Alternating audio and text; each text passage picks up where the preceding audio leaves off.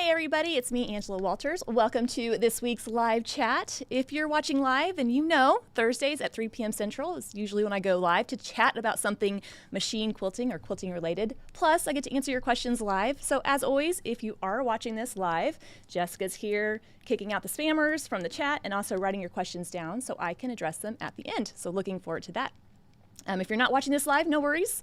I leave the videos up on my YouTube channel, so you can always peruse them at your convenience. I know that sometimes real life gets in the way of our quilting time, and we can't always make it to these chats. So this week was kind of a momentous week for me, or us, here at Quilting is My Therapy. We wrapped up the Mandala Free Motion Challenge, Quilting Along, the video series where we worked through a project together. And what's so funny about it is my favorite part about a challenge is starting it, and my second favorite part is finishing it. So it's always kind of a bittersweet celebration when we're done with the quilt, because that means, you know, that we're done with it, but also I kind of get a little bit of a break. But don't worry, we'll be coming back with another video series. I tentatively have it scheduled to announce the next challenge in March, with it possibly starting in May. So we're already kind of thinking ahead to what we can work on together next. So in this week's live chat, I'm gonna do a couple different things. I'm gonna kind of recap this week's video where we saw the borders, the optional border panel, and show you some pictures and little tips that maybe didn't make it into the video. But before I do that, I do wanna tell you about some upcoming events here at the Quilting is My Therapy quilt shop.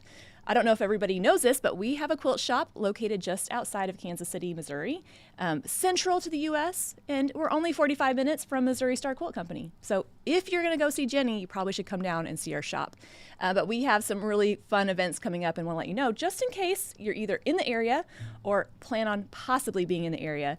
Again, I know not everybody can, be there, but I hope that if you're going to be in the area, you can. So the beginning of June is kind of like our quilt, I'm going to call it extravaganza for lack of a better name. It's going to start with our quilt walk, which is our annual event. We hand out, basically it's like participating shops in the square or the downtown Liberty where we're located, participate in it, and you get a free quilt pattern, and it's a lot of fun. But we decided why should we just stop at one day? Let's make this a week of fun, and so we are actually doing a Handy Quilter long arm event. We're getting a truck full of long arms for some hands-on long arm classes. And so we're gonna go right from the quilt walk right into this kind of event. And so really excited about that. If you've ever thought about maybe taking some hands-on classes, ever thought about taking classes from me, this is gonna be a great opportunity.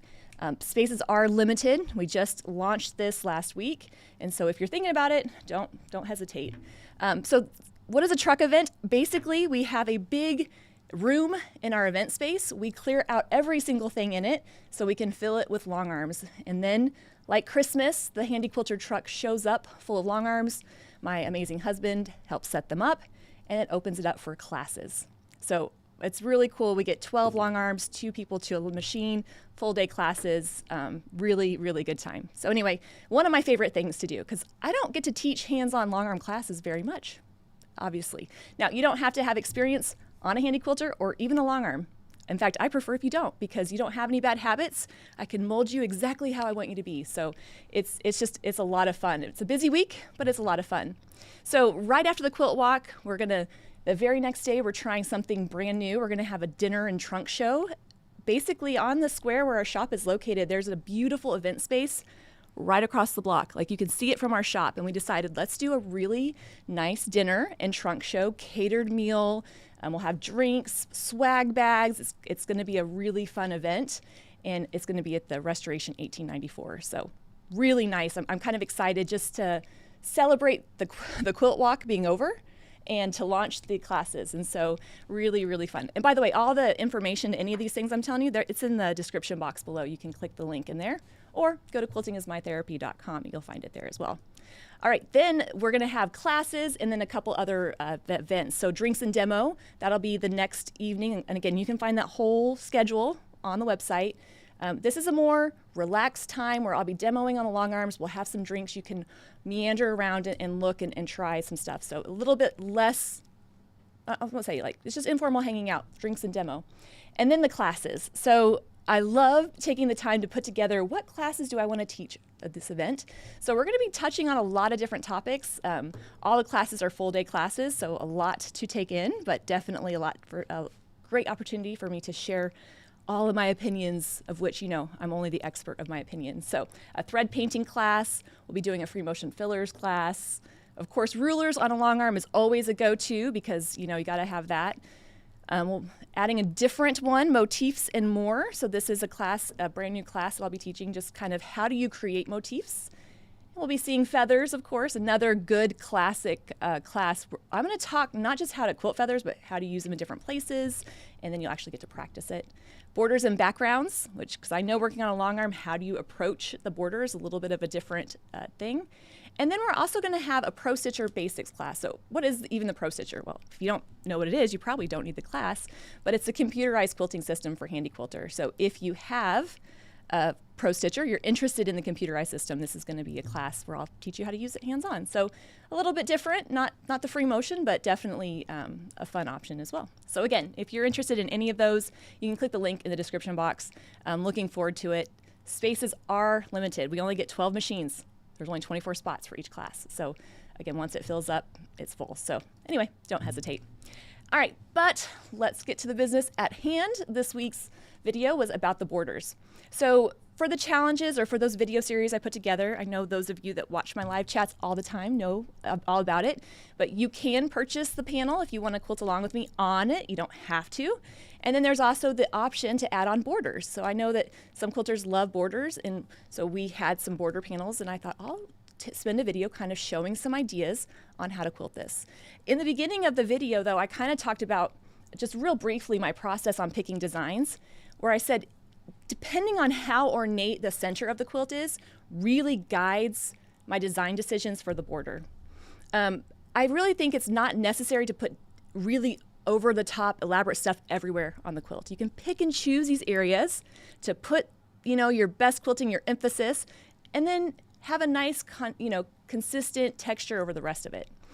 Not that the borders don't deserve, you know, that treatment, but again, we want one star of the quilt, and if that's going to be that mandala in the center, then we don't need to do anything too over the top. Plus, the borders themselves are busy, multicolored prints.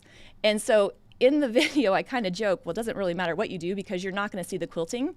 That is one of the downsides and benefits to quilting on busy fabric. You can't see it, so great option, great opportunity to practice a new design.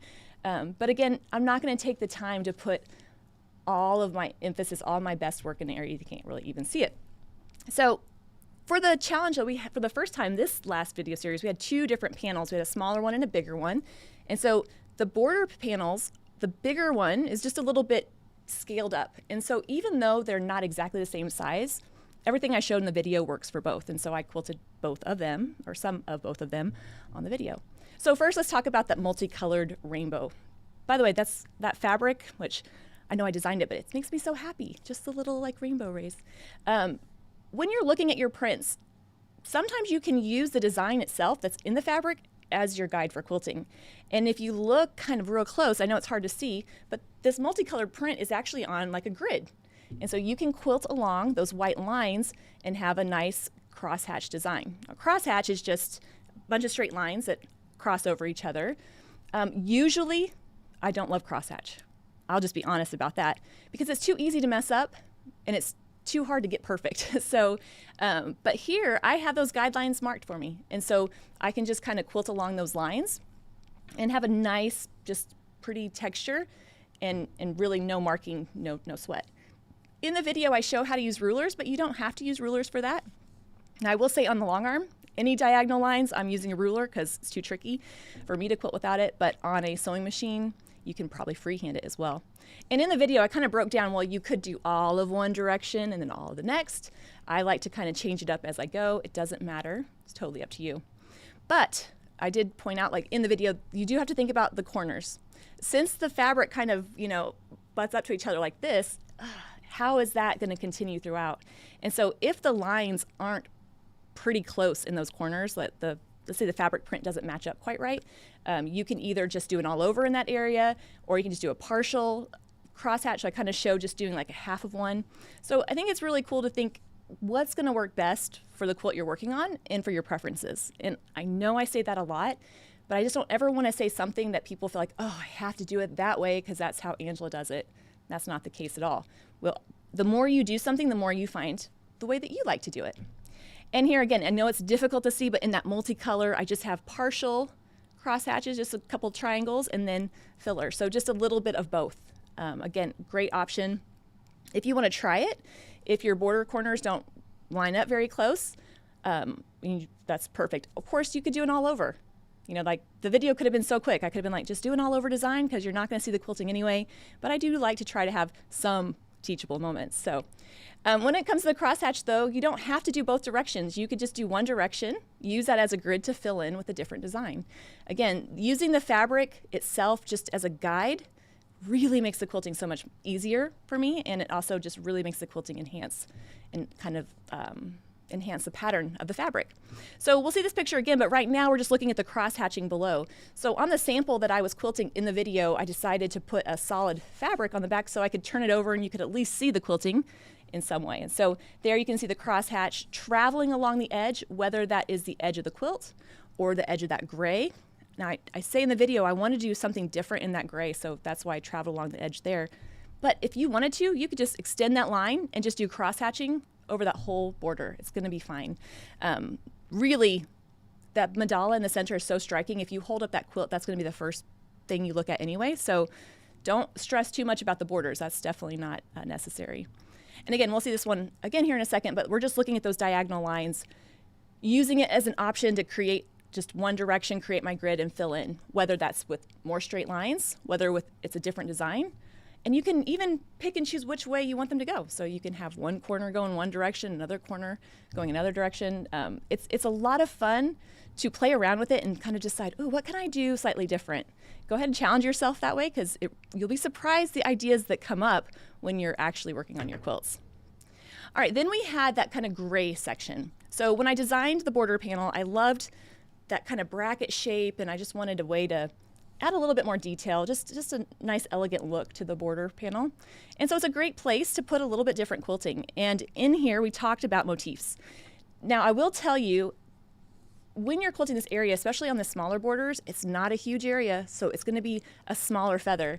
And you might have no trouble quilting smaller feathers, but I know for me, when the defined space is pretty small, it can be kind of tricky. So maybe not the first time you try quilting feathers shouldn't be on this area, but definitely looks really nice.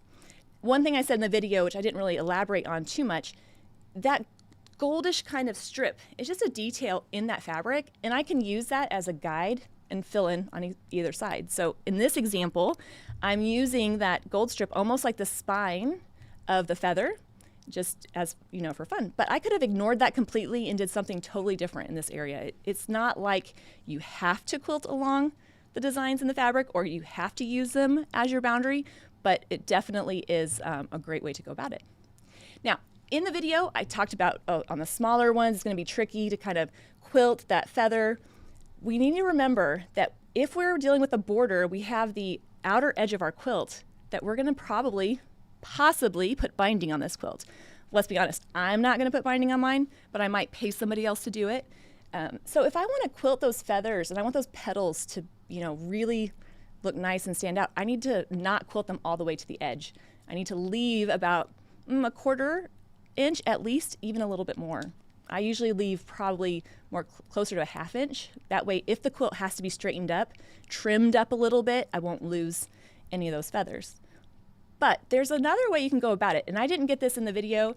I just kind of went right past it because the video was kind of long. In this example, I quilted that motif so it followed the whole part of the panel, but you don't have to do that. You can just do it within a defined section. But on this side, you can see how I've quilted the petals of that feather so they're away from the edge, and then just use echoing to fill in the rest of the space. I don't care if the echo lines get cut off, that's no problem. I just want to make sure my petals don't get cut off. Unless I decide that's too much work, and then I'm going to make it look like they're intentionally running off the edge. So that's something I like to do as well. Quilt them so like, oh, I ran out of room, they're just going to get cut off. So here you can see that same feather motif, it's just the other side. And as I run out of room, I'm just quilting those petals so that they're running into the edge and then traveling and coming back in, knowing that when I bind them, it's going to look like it's cut off, but it's going to be intentional looking, right? It's not going to just be one or two. They're all pretty much cut off right there. And I could say something artistic like, I love the juxtaposition of the depth that it adds don't know, I'm just making up stuff at this point, but you can definitely make it easy on yourself and just quilt it to the edge and move on. Now on the other side, on the underside of the motif, that feather, you can see that it doesn't really matter. I can quilt that all the way to the edge because it's on the inside of the quilt. So when you're looking at your borders, that's just one little thing to think about, how you handle those. Whatever you do, just try to keep it symmetrical. So if I do this one thing on the top, I want to do the same thing on the bottom. To me, it just makes it look intentional, even if it's not. All right, then we saw the motif. So I kind of showed where you can center that motif on your border, how you can quilt it out. I will tell you honestly, the vertical borders on a long arm, that means you'll have to kind of skip ahead and work one side. Not ideal. On a sewing machine, it's great because you can start wherever you want. But we talked about the feathers and we kind of saw those petals, but you can do serpentine lines. You can change up that motif, use that same basic way that it goes together, but instead of the petals, just quilt those serpentine lines. It's just going to give it a ferny kind of look. And if I want to, I can just cut those off too. I can quilt those all the way to the edge if I want to. Again, I think I overthink the quilting stuff. It's because I love it so much. You don't have to overthink it like that. But you can see both sides. One side was quilted with the feathers, the other side with those serpentine lines. And in the video, I kind of say jokingly, but very truthfully, I wouldn't necessarily quilt my motif like this. I'd pick one or the other, but it's just nice to see the two options right next to each other. So if you want to, you can add a motif in there, really, draw attention to that area. But beyond that, I mean, when you're quilting your borders, you've already done, at this point, the hardest part of the panel, which is that center mandala. So when we get to the borders, it's a great place just to pick something for you that you know you can do quickly and, I'll say mindlessly. That way you're not stressing out about it, and then just have fun with it. Really, though, when you're working on your borders, as far as when you should approach it, totally depends on the machine you're using. So we're getting kind of into the, more abstract or the way you approach it type of thing. On a long arm, I'm going to definitely have to do that first border first and do that last border last because we're working down in sections. However, on a sewing machine, you have the option to pick and choose where you want to start. For those of you, if you haven't started the challenge, but you did buy all the stuff and you're ready to go, but you're nervous, it might be a good idea to start in that busier fabric of the panel. Since you can't see the quilting anyway, it lets you get warmed up to it, kind of, get comfortable with the process of moving that quilt around, and then you can start in the center or wherever else you want. Again, wherever you will start, that's the place you should go to, right? So sometimes it's the starting that stops most people. Again, on a long arm, you're going to have to approach it, very in a linear motion. And so where that gets me in trouble is when I start a quilt, I'm always so excited. It's going to be the best quilt ever. And then that first border I do very ornate. Well, by the time I get to the end of the quilt and I'm tired of the quilt, I still have to do the same thing on the bottom border. So ultimately that makes borders not my favorite thing to quilt. However, hopefully between video 1 and video 6, we've worked through so much. We started in the center. We saw a lot of echoing, but in different ways. We've seen motifs in a couple different unusual ways. Fillers, learned how to use thread. How do we transition from one design to the next? I had a lot of fun with this challenge. I'll have to be honest. This was the first time we actually just had a project where I quilted, where there wasn't necessarily a single design that we were learning. Normally it's like, we're gonna do swirls or we're gonna do feathers. So it was really fun just to kind of work on a project and show you a little bit of the process in my mind, just a bit like how do I pick the designs, how do I work my way through it? And it was really fun. So I hope you've enjoyed this different style. And we'll be seeing more of these, of course, for sure, this style, because it was a lot of fun to do. But all good things must come to an end. And unfortunately, that means our challenge is over. But that doesn't mean my live chats are going to end. I will still be going live every week, talking about different topics, answering your questions live. And so if you do go through a previous video series, if you do this one on down the road, you can always come on to the live chats and ask those. Remember, there's no pressure. We get on and type chat about 30 minutes before I go live. And there's just some people are like, oh, I haven't got it done yet. No guilt, no pressure, no worry. Whenever you're ready, it's going to be here and going to be here for you. So we have any questions, Jessica, about this last week? Again, I know not everybody got the border panel, but if you did, hopefully you're excited to get it started. Did I use 2 layers of batting when quilting the mandala? Yes and no. So there's actually 4 different mandala quilts in various stages of quilting. They're kind of like just like a mandala threw up over here is what it looks like. The first one I quilted, that's kind of where I'm working through what I'm going to teach. I just quilt it. That one did have 2 layers. So some of the pictures that you see do have 2 layers of batting. However, filming, I just use 1 layer of batting, mostly because I don't like quilting 2 layers of batting on the sewing machine. So yes and no. Using 2 layers of batting is really going to give that quilting definition, and that's what I do on all of Tula Pink's quilts. It looks really nice. It's great for a wall hanging because it's going to hang nice and flat. But for a quilt that you're going to, put on your bed, maybe not so great. Okay, when quilting with my pre-wounds, I get about halfway through, I get eyelashes. Do I know why or how that happens? It'd be interesting to know what machine you're working on. Pre-wounds are great, and I've never had any problem with just at that part. The only thing I can think of is if you're working on a long arm, sometimes some of the bobbins will have what's called an anti-backlash spring. And as that bobbin gets lighter, it kind of pushes it up a little bit so that the tension stays the same. Although I will say I quilt on the Vante on my long arm. I don't have one of those, and I don't have any trouble with it. So it's not like you have to have it. But I don't know why that would do that, especially every bobbin. I'll have to think on that and maybe do a little research and answer that one. Look, that one got a little star, so I got stumped on that one. That'd be fun. All right. Next week's live chat, I kind of told on the type chat, I'm like, ooh, next week's live chat is going to be the process of working through a Tula Pink quilt. But then I thought I should probably text her and make sure she's okay with that. Well, she's like, I don't know if I'm going to show that quilt yet, so we'll see. Next week's topic is up in the air. I'll be kind of working through, I took video of a quilt I worked on for her, so either next week I'll talk about that or the week after. So we'll see next week. Again, thank you so much for joining me every week and asking questions. Thank you so much for giving me a thumbs up and subscribing. That helps YouTube know that the content is good. And I'm just looking forward to exploring other topics. If there's something you want to see, leave it in the comment section. I love answering your questions and veering off topic. It's always a great time. Well, I hope you stay safe. Have a great weekend, and I'll be back next Thursday with another live chat. Topic is to be determined, but I'll still be here. All right, everybody. Until then, have a great weekend.